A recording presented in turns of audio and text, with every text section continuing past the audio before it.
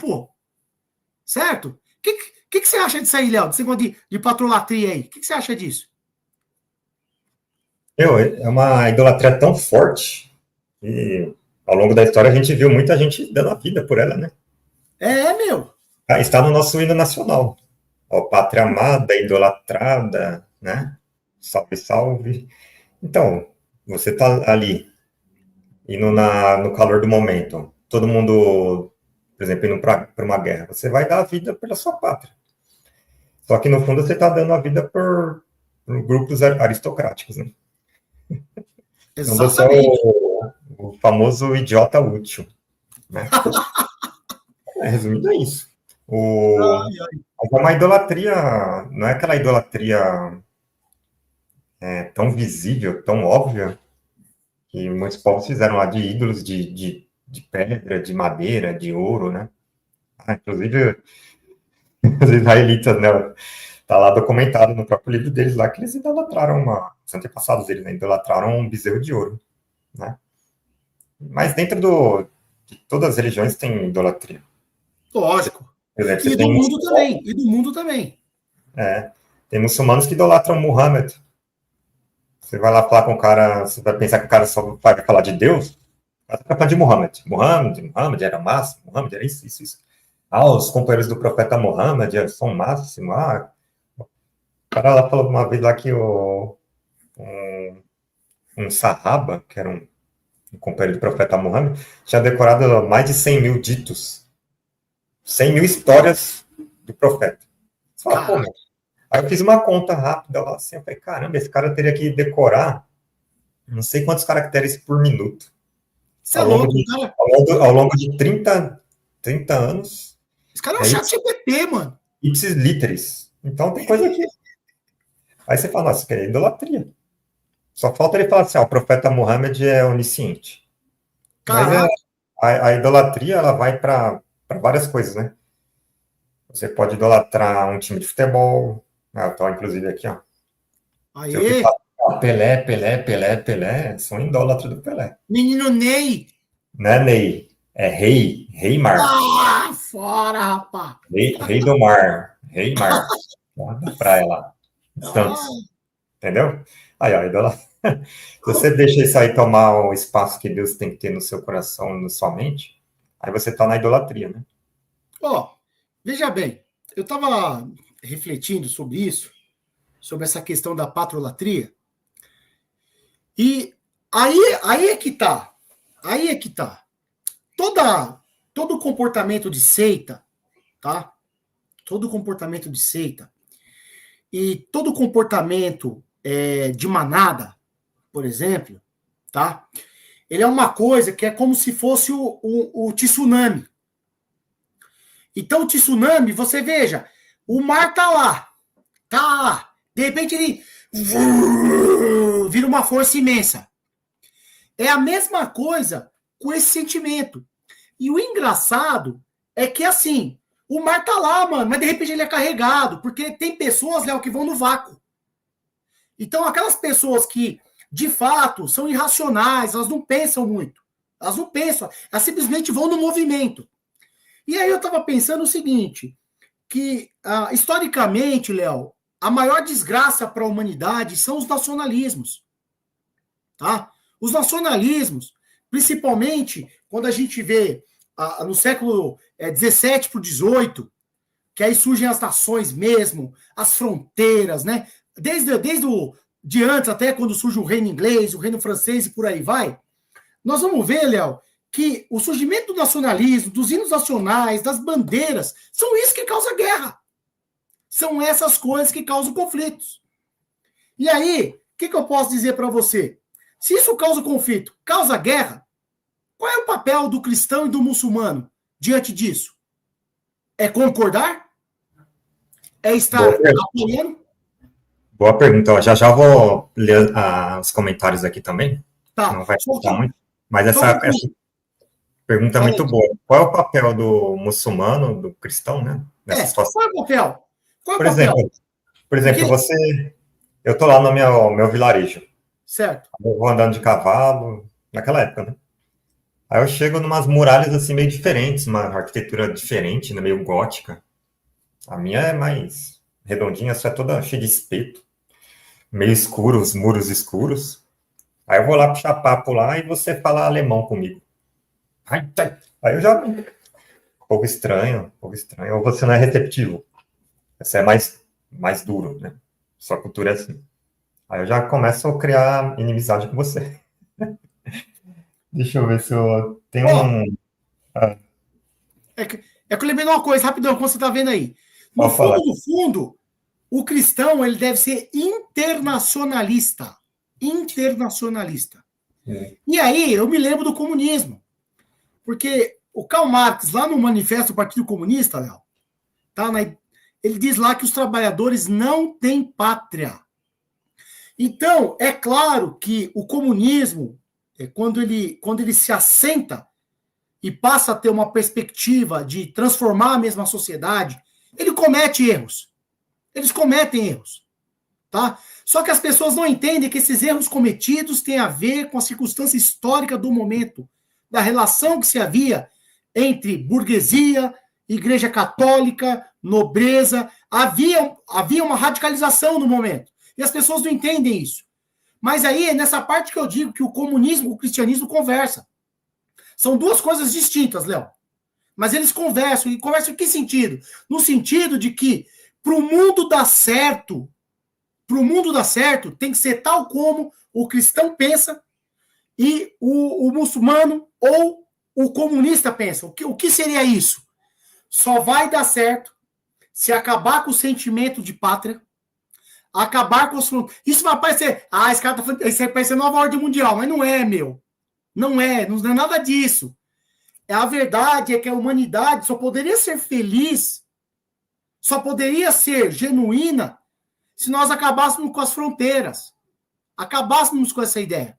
E mesmo que tivéssemos as diferenças culturais, eu volto a insistir nisso, uma grande aldeia, que eu já falei isso aqui, tá certo?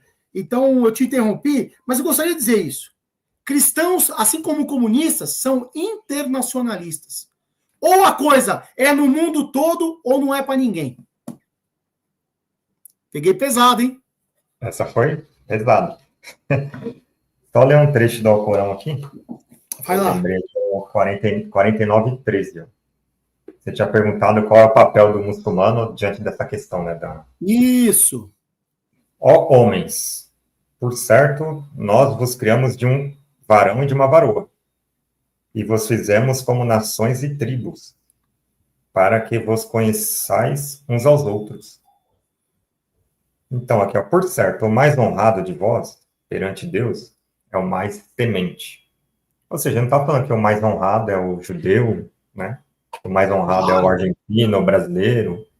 É aquele que tem a consciência, né? A melhor consciência de Deus. E é isso. Vamos ler os comentários um pouquinho aqui? Vambora. Rolou Ai, umas que medo. questões. Ai, que medo. Ó, o Sócrates perguntou: qual a diferença entre as religiões monoteístas? Quer falar? Fala aí, mano. As religiões monoteístas: cristianismo, judaísmo, islã. Então, acho que tem zoroastrismo também. Zoroatrismo, né?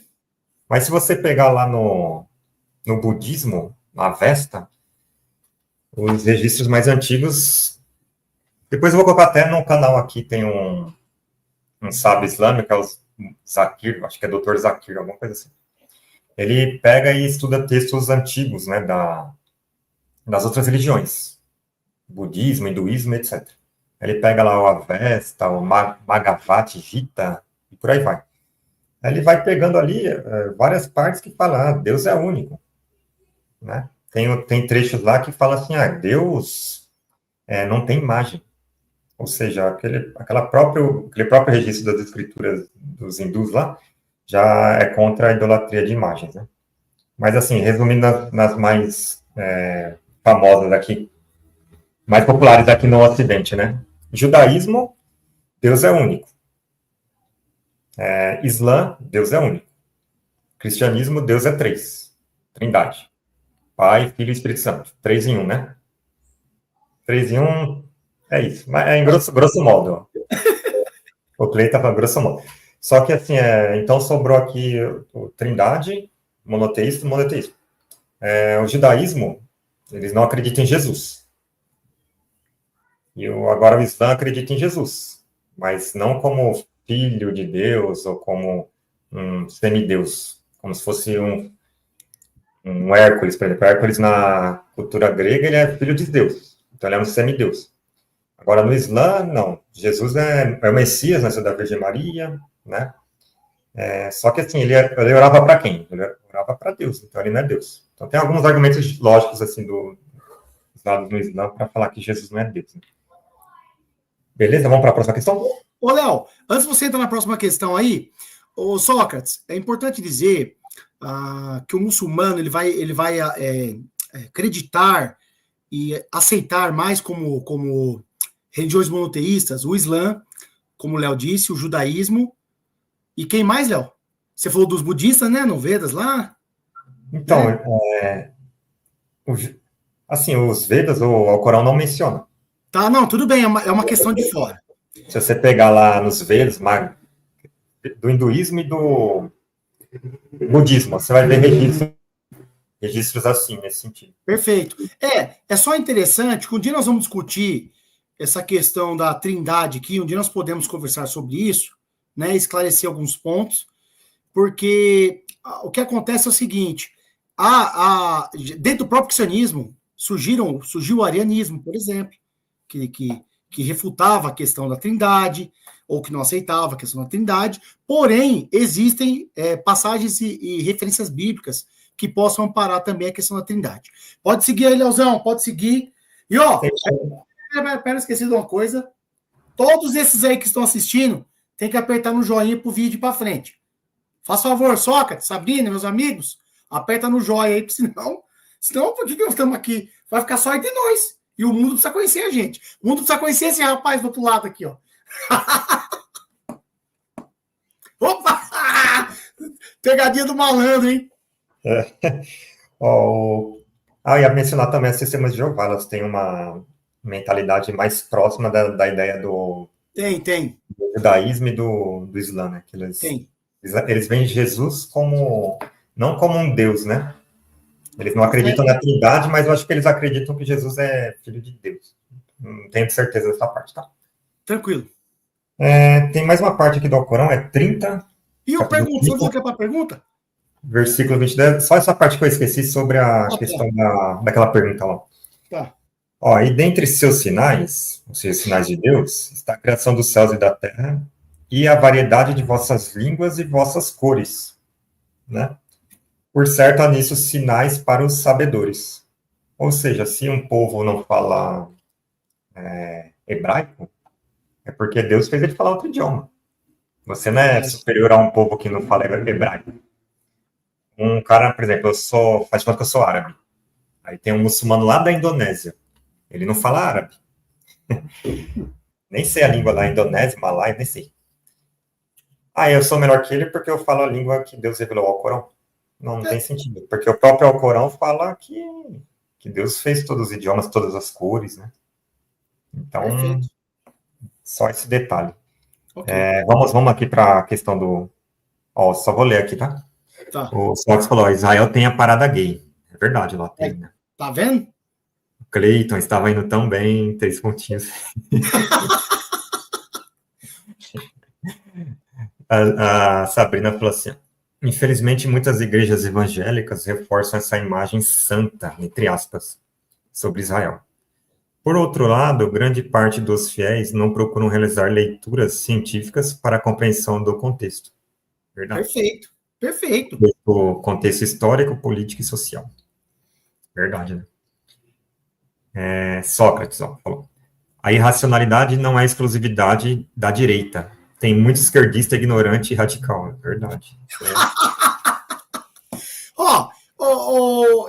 Eu gostaria de dizer o seguinte. Ê, lasqueira. Pega leve.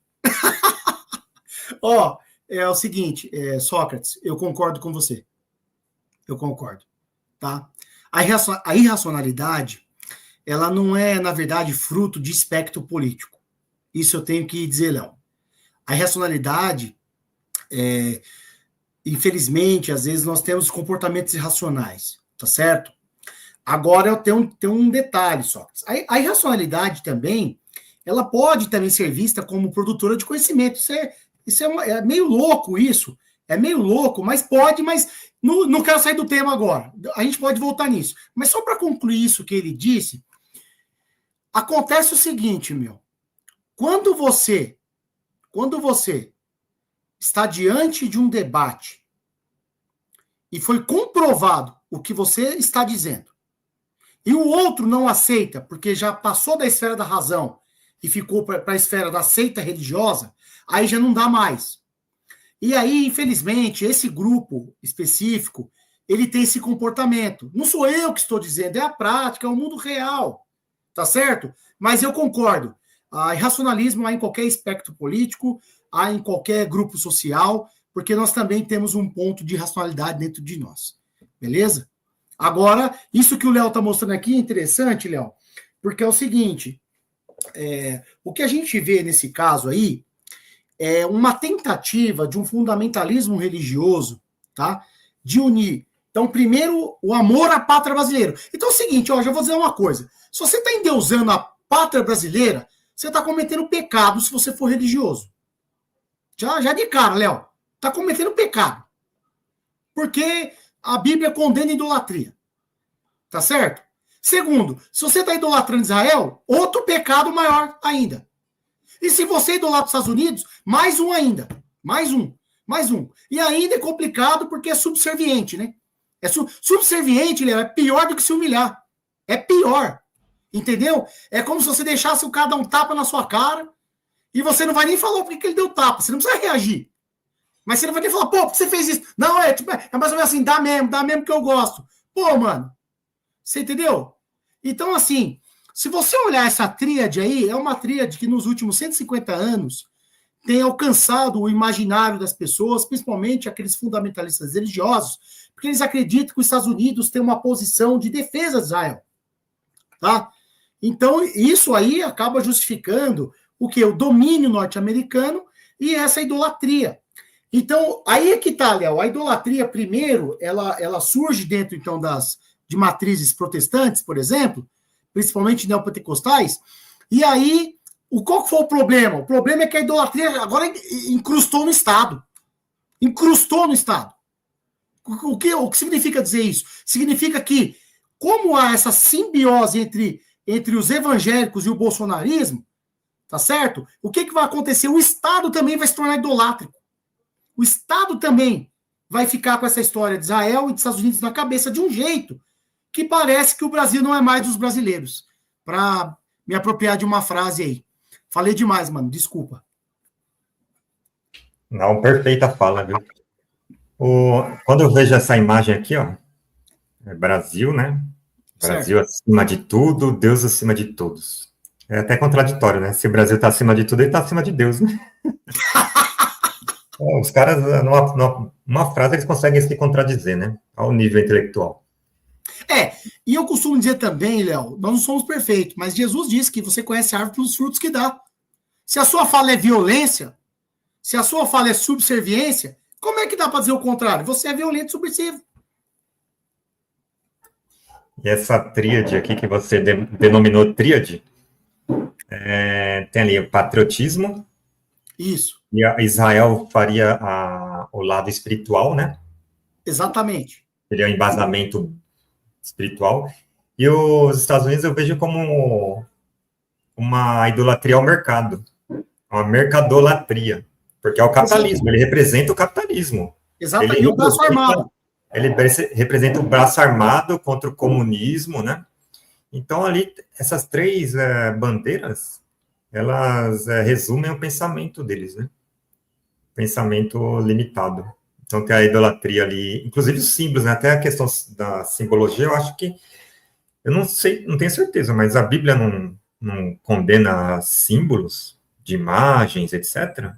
Olha, aí, ó, você trouxe mais um dado. Eu não havia pensado dessa forma, obrigado. Mas é mais um item, é mais um ídolo. Virou um ídolo. É isso, boa. A bandeira virou um ídolo. Então, aí é que tá. vamos lá, para a gente tentar nunca sair aqui da questão laica da religiosa. Nós estamos sempre nas duas frentes. E as pessoas precisam entender isso para que deem a paulada menor na gente. Tá? Porque, assim, eu quero ser visto aqui como as duas coisas, como um religioso e um homem de ciência. Entendeu? Então, eu diria o seguinte, você tocou no ponto aí da mercadolatria.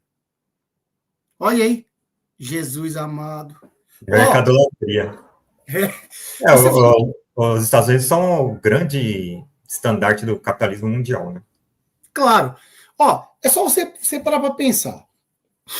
Tudo aquilo que a gente faça um apego mais do que o natural vai desembocar na idolatria. Então, quando eu sempre disse, eu gosto, olha que coisa louca, hein? O liberalismo, Léo, ou a filosofia liberal, ela é revolucionária.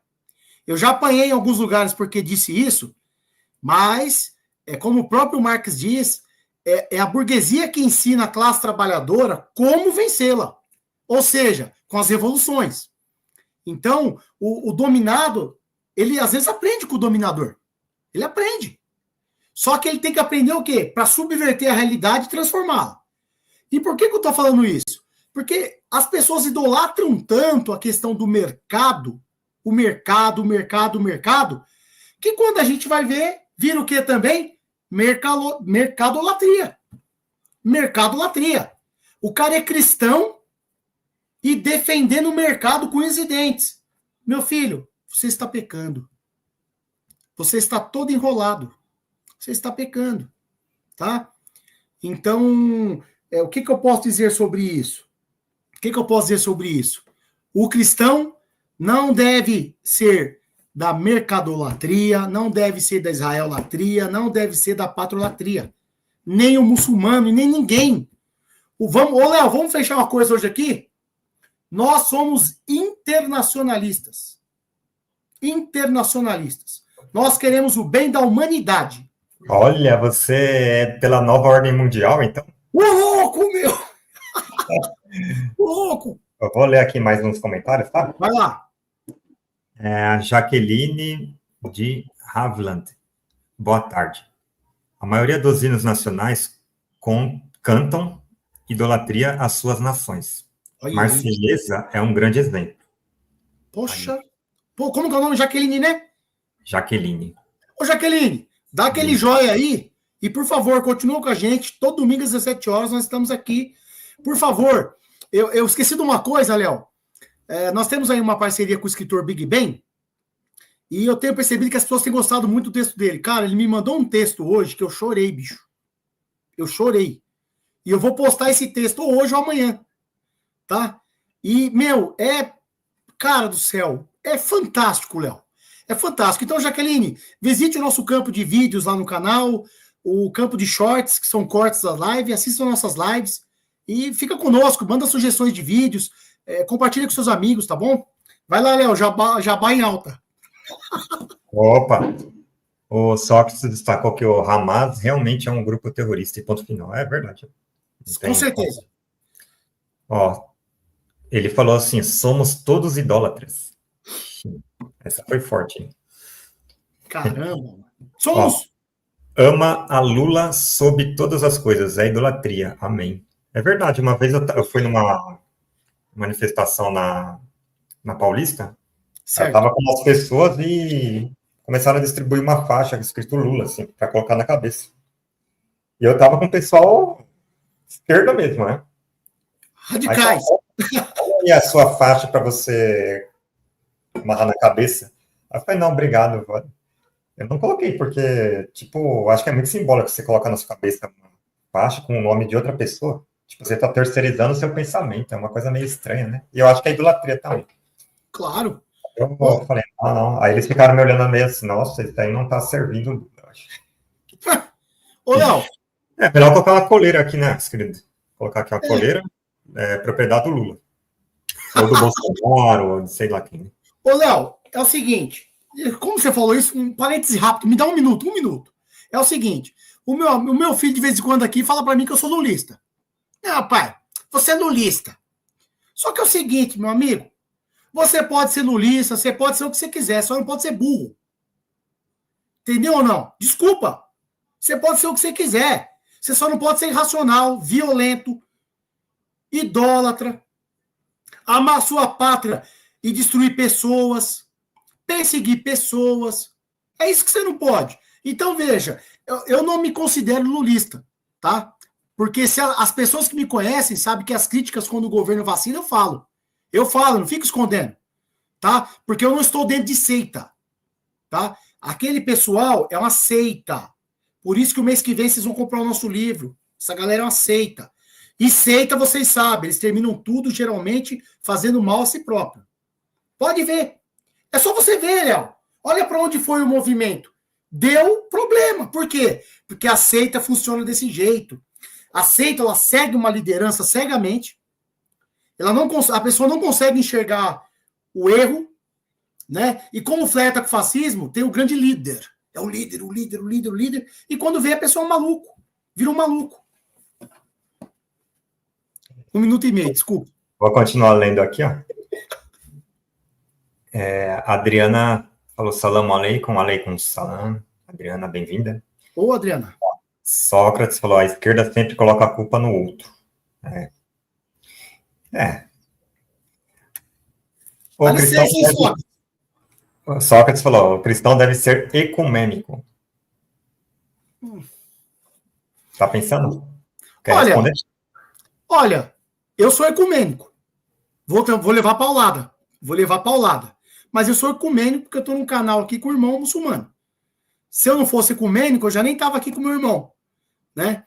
E outra coisa, o discurso interreligioso, ele é ponto fundamental na atualidade, ponto fundamental para aproximarmos as pessoas e retirarmos os muros que existem entre elas, tá? E sobre a questão da culpa ser do outro, primeiro que isso é uma questão humana. O ser humano, ele gosta, quando ele vai sair, ele gosta de apontar o erro do outro. Então, eu não diria que isso tem a ver com o espectro político. Mas fazer o quê, né, Sócrates? Sócrates, vai na mãe, mano. Beleza, Léo? O Sócrates tá igual o Sócrates mesmo, hein? Tá honrando o nome. A Adriana, ela falou assim, ó, que idioma Deus falou com Adão? Eita, Jesus! Adão, assim, eu nunca parei para estudar especificamente, me aprofundar nessa questão, mas a raiz da palavra, Adam, no hebraico, ela se refere à terra, barro, né? Então, talvez ali esteja escrito numa linguagem metafórica, didática para o povo daquela época. Não faria sentido em falar de ciência, né? Os átomos